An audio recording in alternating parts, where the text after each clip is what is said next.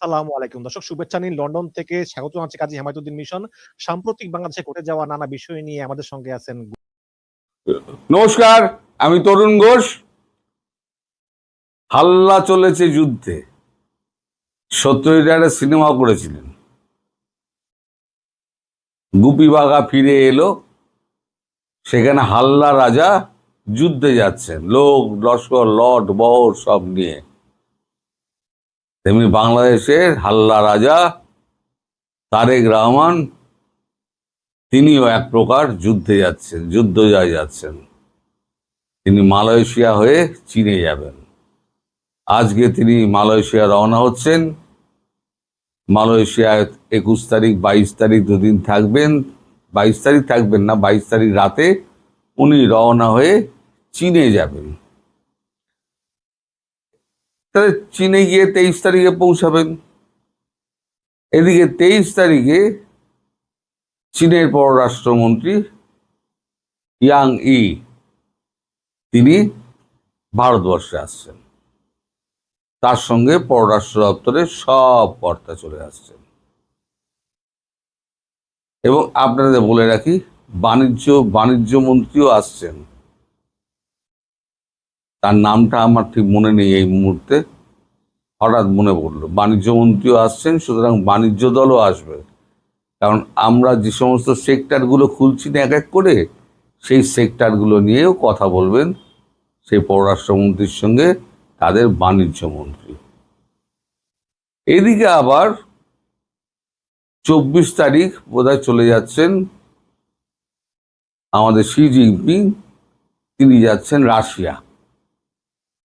Russia থেকে তিনি যাবেন উত্তর কোরিয়ায় কিম জং উনের সঙ্গে কথা বলতে। সেটা নিয়ে আমি ভিডিও করেছিলাম। পড়ে থাকবেন হচ্ছে প্রধানমন্ত্রী, মানে চীনের প্রধানমন্ত্রী। কমিউনিস্ট পার্টিতে তার কথার কিন্তু কোনো দাম নেই। কমিউনিস্ট পার্টি অথরিটি অনুযায়ী চলে।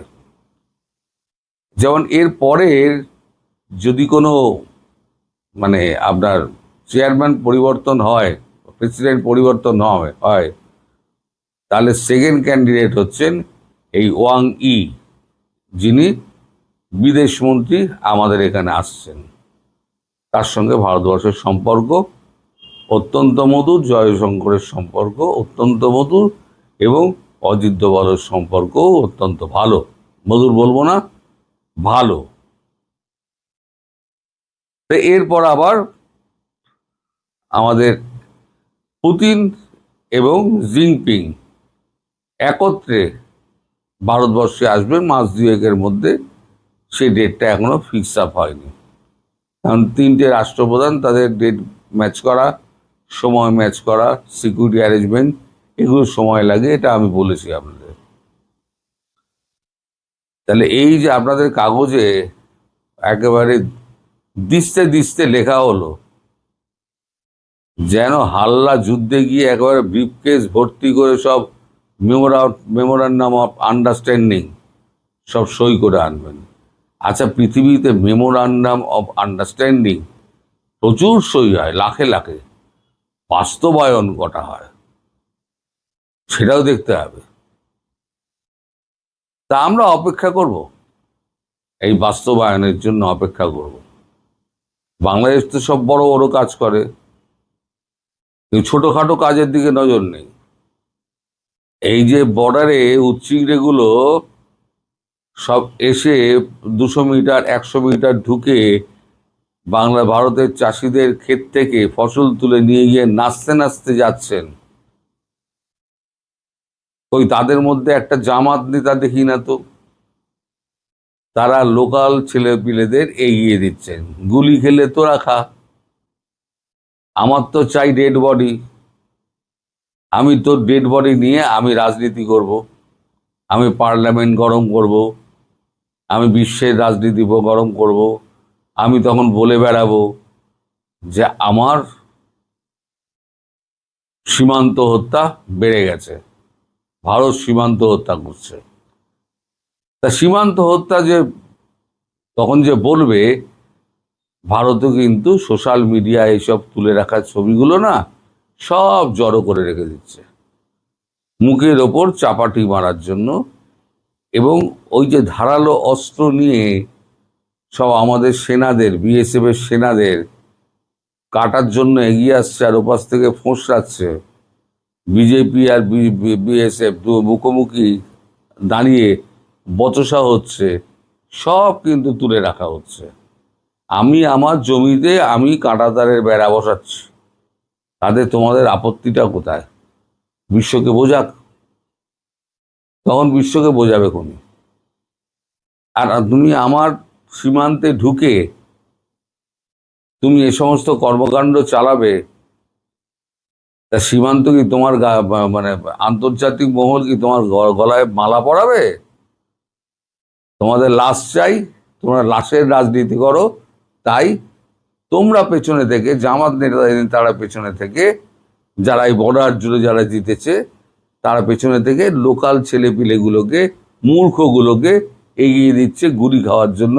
2-4টে গুলি খেয়ে মরুক, আমরা আমাদের রাজনীতি আমরা চমকাবো, এই হচ্ছে ব্যাপার।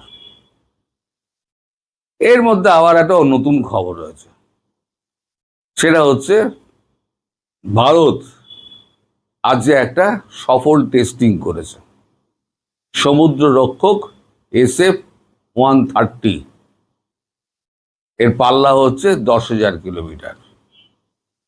সফলভাবে এটা হয়েছে, পরীক্ষিত হয়েছে। রাশিয়ার সঙ্গে যৌথ প্রযুক্তিতে এটা আজকে টেস্ট করা হলো। সেই টেস্টের ছবিটা দেখুন, তারপর আমি আপনাদের পরবর্তী অধ্যায় বলছি।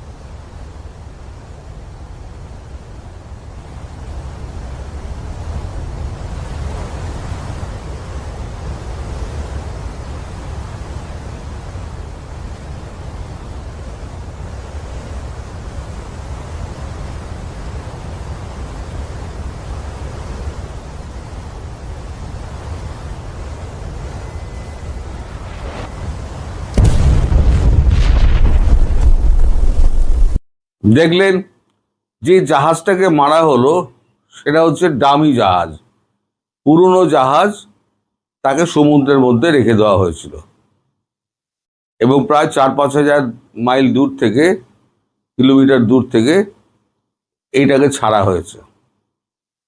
এটা একেবারে সফলভাবে ইঞ্জিন রুমে গিয়ে ধাক্কা মেরে পুরো জাহাজটাকে নষ্ট করে দিল। এটা হচ্ছে মেসেজিং। এইভাবে মেসেজিং হয়। মেসেজ কাকে দেওয়া হলো? যে এর পাল্লা হচ্ছে 10,000 কিলোমিটার। তারপর তুমি রেড সিতেই থাকো, অথবা তুমি ইন্ডিয়ান ওশানে থাকো, অথবা তুমি যদি বঙ্গোপসাগরে ঢোকো, আমেরিকা তোমার রক্ষা নেই। আমার জমি থেকে, আমার সীমান্ত না পেরিয়ে রাফাল জেট ওইটাকে আকাশের ওপরে 25,000 ফিট ওপরে উঠে এটাকে ছেড়ে দেবে, তাহলে কাজ হয়ে যাবে। সুতরাং মেসেজটা যেমন আমেরিকাকে দেওয়া হলো, তেমন তার্কিকে দেওয়া হলো, তেমন পাকিস্তানকে দেওয়া হলো, এবং সঙ্গে চীনও। যদিও চীনের সঙ্গে এখন আমাদের সম্পর্ক সেই রকম নয়, কারণ আমাদের মধ্যে বর্ডার যে সিচুয়েশন, ডিসপুটগুলো ছিল, সেই ডিসপুটগুলো অনেকটাই মিটে গেছে, যার জন্য এখন আমাদের সীমান্তে এখন শান্তি আছে। এই যে পর পর পর পর আমরা বৈঠক করে গিয়েছি টানা, তাতে কিন্তু সীমান্ত আমাদের একটা মোটামুটি ঠিকঠাক হয়েছে এবং চীন সেটা মেনে নিয়েছে। সীমান্তে আর অত কিন্তু উত্তেজনা নেই। আসলে চীনও চাইছে যত তাড়াতাড়ি হয় RICটা গঠন হোক, ব্রিক্সটা গঠন হোক। ব্রিক্সটা হয়ে গেলে এই ইরানকেও নিয়ে নেওয়া হবে, বাংলাদেশকেও নিয়ে নেওয়া হবে। বাংলাদেশের এই গভর্নমেন্ট না, পরবর্তী যে গভর্নমেন্ট আসবে যেটা ভারত ফ্রেন্ডলি হবে সেই গভর্নমেন্টকে নেওয়া হবে, নিয়ে একেবারে আমেরিকাকে দূর হটো। তো আমরা এখন চেয়ে আছি চায়নার দিকে।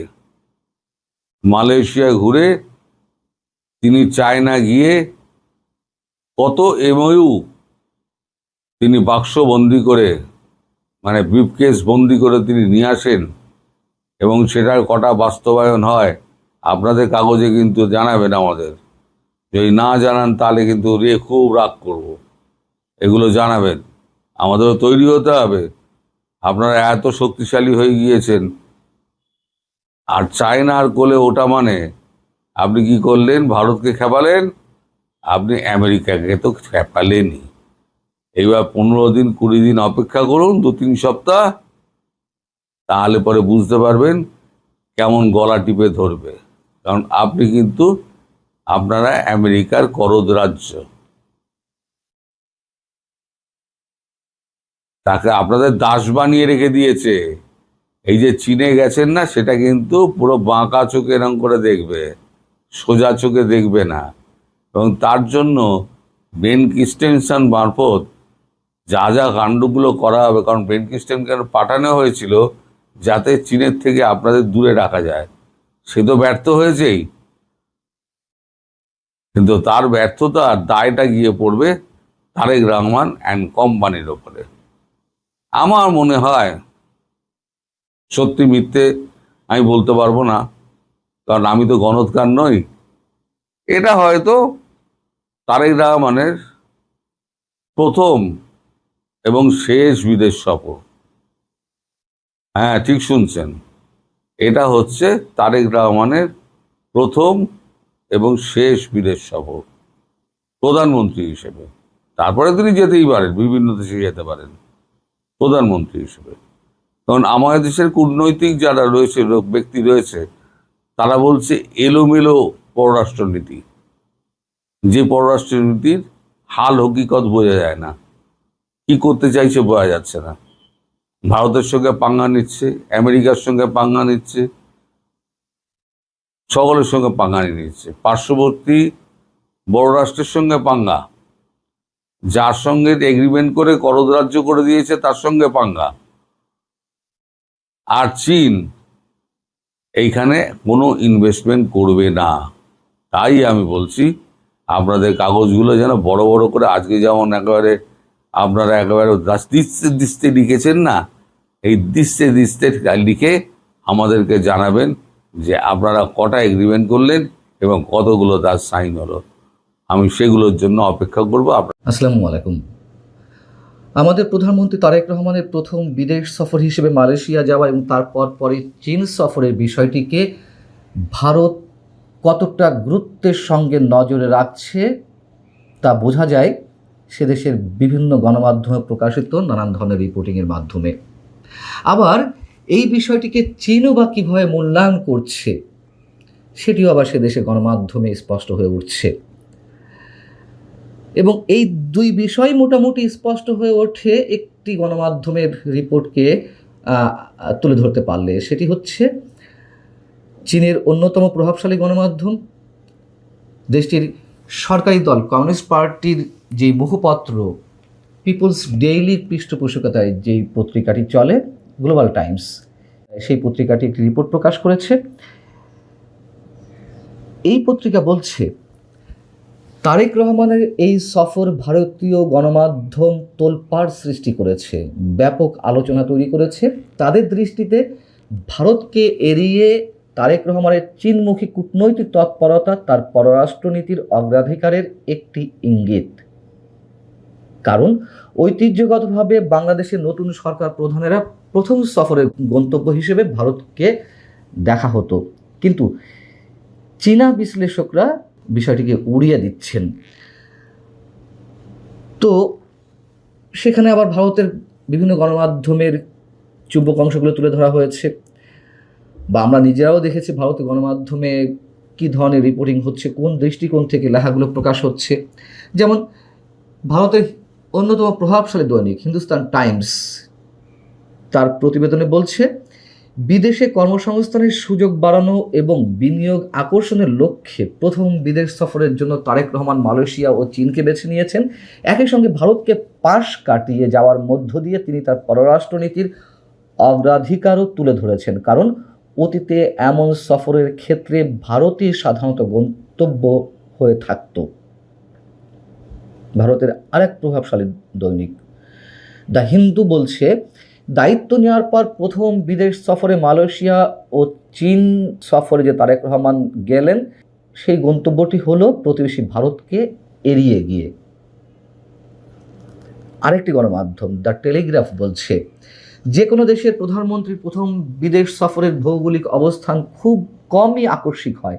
আকস্মিক মানে যে প্রথাগতভাবে যেটি দাঁড়িয়ে গেছে বা ঐতিহ্যগতভাবে যেটি হয়ে আসছে তেমনটিই হওয়ার কথা। এখানে শব্দটা ব্যবহার করেছে অ্যাক্সিডেন্টালি। তো টেলিগ্রাফ বলছে, 2024 সালের জুলাই মাসের অভ্যুত্থানের পর ফেব্রুয়ারিতে দায়িত্ব গ্রহণকারী তারেক রহমানের ক্ষেত্রে নয়াদিল্লি বা বেইজিংয়ের পরিবর্তে কুয়ালালামপুর থেকে তার প্রথম বিদেশ সফর শুরু করার সিদ্ধান্তটিকে একটি সুচিন্তিত রাষ্ট্রকৌশল হিসেবেই দেখা হচ্ছে। মোটামুটি একটা ব্যালেন্স করার চেষ্টা করেছে। টাইমস নাও বলছে, ঐতিহ্যগতভাবে এ ধরনের সফরের প্রথম গন্তব্যস্থল ভারতকে তিনি এড়িয়ে গেলেন, অর্থাৎ আমাদের প্রধানমন্ত্রী ভারতকে এড়িয়ে গেলেন বা পাশ কাটিয়ে গেলেন, সেটি এখানে মোটামুটি জোর দেওয়া হয়েছে। এখন চীনের যে প্রভাবশালী গণমাধ্যম গ্লোবাল টাইমস বলছে, ভারতীয় গণমাধ্যমের এই নিবিড় নজর ভারত বাংলাদেশ সম্পর্কে পরিবর্তনশীল বাস্তবতাকেই প্রতিফলিত করেছে।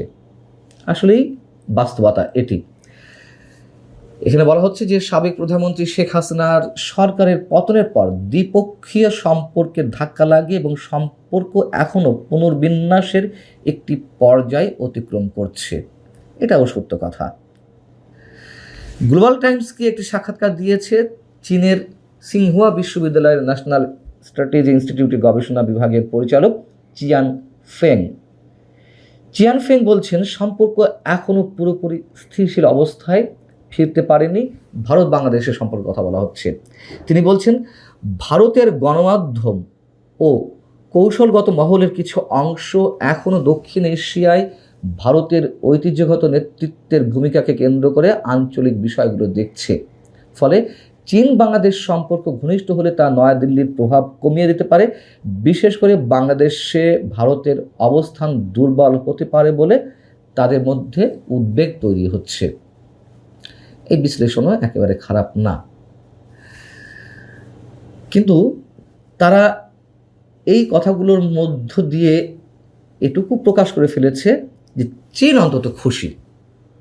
তাহলে উল্টোটা হলে কি হতো? চীনও নিশ্চয়ই খানিকটা নাখুশ হতো। অবশ্যই আমাদের প্রধানমন্ত্রী বা সরকার প্রধানেরা ঐতিহ্যগতভাবে তারা ক্ষমতা আসার পরপরই ভারতকেই প্রথম দেশ হিসেবে বেছে নিতেন সফরের বিষয় হিসেবে। কিন্তু তারেক রহমানের এই যে চীন সফর, আমরা কি সম্পূর্ণ ইতিবাচক নাকি নেতিবাচক হিসেবে ধরব, নাকি এখানে বিশেষ কৌশল থাকতে পারে? অনেকে বিশেষ কৌশলের কথা বলছেন। সেই কৌশলটি যদি আমাদের জন্য ইতিবাচক হয়ে থাকে, অবশ্যই আমরা সেটিকে ওয়েলকাম জানাই। যেমন আমরা তো জানি যে মার্কিন যে চুক্তি সম্পাদিত হয়েছে, সেই চুক্তির মধ্য দিয়ে বাংলাদেশ একেবারে যুক্তরাষ্ট্রের পেটের মধ্যে ঢুকে গেছে। বাংলাদেশের স্বাধীনতা, সার্বভৌমত্ব অর্থাৎ সিদ্ধান্ত গ্রহণের ক্ষেত্রে যে স্বাধীনতা, সেটি হুমকির মুখে পড়েছে। সেই চুক্তিতে চীন থেকে দূরে থাকতে বাংলাদেশকে বিভিন্ন বাধ্যবাধকতার মধ্যে ফেলে দেওয়া হয়েছে। তবুও তারেক রহমান চীনে গেলেন যুক্তরাষ্ট্রকে পাশ কাটিয়ে। যদি আমরা এই কথা বলি, খুব ভুল বলা হবে না। তবে মার্কিন রাষ্ট্রদূত ব্রেন্ট ক্রিস্টেনসন, যিনি গত শনিবার সরকারি ছুটির দিনে ডক্টর খলিলের সঙ্গে তার কার্যালয়ে দেখা করলেন, দেখা করে তিনি বললেন সাংবাদিকদের যে না, আমি এসেছিলাম বিশ্বকাপ ফুটবলে যুক্তরাষ্ট্রকে সমর্থন দেওয়ার আবেদন জানাতে। একেবারে বোগাস কথাবার্তা, সে বিষয়ে আলোচনা করেছি আপনাদের সামনে। যাই হোক, নিশ্চয়ই যুক্তরাষ্ট্রের কোনো বার্তা ছিল, সেই বার্তা যাওয়ার পরেও তারেক রহমান গেছেন। সেদিক থেকে কি তারেক রহমান ঝুঁকি নিচ্ছেন? সেদিক থেকে কি যেই মার্কিন চুক্তির তুমুল বিরোধিতা আমরা করছি, আমরা অবশ্যই বলছি, এখনও বলবো যে এই চুক্তি ডক্টর ইউনূস তার দাসত্বপনার জায়গা থেকে দেশকে হুমকির মুখে ফেলে মার্কিন চুক্তিটি করেছিলেন, সেই চুক্তি এই সরকার টেনে নিয়ে যাচ্ছে, এই সরকার কার্যকর করছে। তাহলে আসলে কীভাবে সম্ভব, মানে আবার যুক্তরাষ্ট্রের যে চোখ রাঙানি সেটি কি মোটামুটি উপেক্ষা করে তিনি চীনে যাচ্ছেন? এগুলো আসলে কি হতে যাচ্ছে আমাদের দেখতে হবে আরও কিছুটা সময়। এবং একথাও সত্য যে চীন আমাদের ভূ রাজনৈতিক জায়গা থেকে, তার স্বার্থের অবস্থান থেকে বাংলাদেশকে যতটা ব্যবহার করে, এটা যেমন সত্য, আবার অবশ্যই চীন আমাদের সবচেয়ে বড় অর্থনৈতিক অংশীদার। আবার মার্কিন চুক্তি হওয়ার পরেও আমরা দেখলাম কিছুদিন আগে ডক্টর খলিল রাশিয়া সফর করে এলেন। আসলে কি হতে যাচ্ছে, এই যে জটিল সমীকরণ, সেই সমীকরণের মধ্যে দিয়ে কোন অবস্থানে বাংলাদেশ যেতে চলেছে, এটি বোঝা অনেকখানি মুশকিল হয়ে পড়েছে, অনেক জটিল হয়ে পড়েছে। আবার একথাও তো সত্য যে একদিকে মার্কিন যুক্তরাষ্ট্রকে খুশি রাখা, আর একদিকে চীনকে মোটামুটি আস্থায় নেওয়া, এবং সেগুলো যদি হয় ভারতকে পাশ কাটিয়ে, নিশ্চয়ই বৃহত্তর প্রতিবেশী রাষ্ট্রের জায়গা থেকে ভারত এগুলো খুব ভালো চোখে নেবে না, এবং আমাদের জন্য খুব বেশি শুভকর নয়। হ্যাঁ, অবশ্যই যদি সব জায়গাকে, সব রাষ্ট্রকে, মানে অন্তত চীন, যুক্তরাষ্ট্র কিংবা রাশিয়া, সবাইকে আস্থায় রেখে আমরা আমাদের স্বার্থকে অগ্রাধিকার দিয়ে নিরপেক্ষতার সাথে সম্পর্কগুলো বজায় রাখতে পারি, নিশ্চয়ই সেটি অবশ্যই কৃতিত্বের দাবিদার। কিন্তু যদি ইন্টেনশনালি ভারতকে পাশ কাটিয়ে যুক্তরাষ্ট্র আর চীনের মতো দুই রাষ্ট্র, যেটি কিনা ভারতের এই অঞ্চলে ইন্দো প্যাসিফিকের জায়গা থেকে ভারতের স্বার্থের তুমুল বিরোধী হয়ে থাকে, সেক্ষেত্রে অবশ্যই একটা ঝুঁকি থাকতেই পারে। মোদ্দা কথা, আমাদেরকে যেভাবে এগোতে হবে সেটি হচ্ছে উইন উইন সিচুয়েশনের অবস্থান থেকে। এর বিকল্প কি আছে আমরা জানি না, তবে এটুকু বুঝতে পারি, আর যাই হোক, মার্কিন চুক্তির অবস্থানে থেকে যদি সবাইকে দূরে ঠেলে দেওয়া হয়, তাহলে বাংলাদেশের জন্য এক গভীর অন্ধকার অপেক্ষা করছে।